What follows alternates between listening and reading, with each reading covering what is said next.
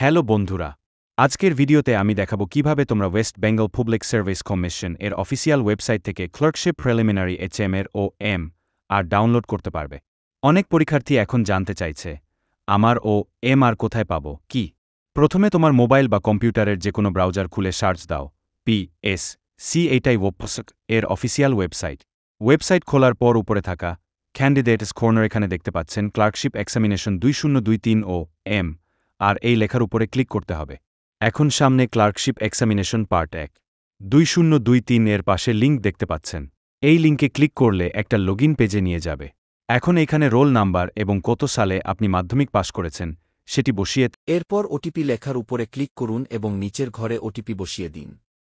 Form fill আপের সময় register করেছিলেন যে মোবাইল নম্বর, এখানে সেই মোবাইল নম্বরে ওটিপি আসবে। ওটিপি বসিয়ে দেওয়ার পরে ভেরিফাই অপশনে ক্লিক করতে হবে।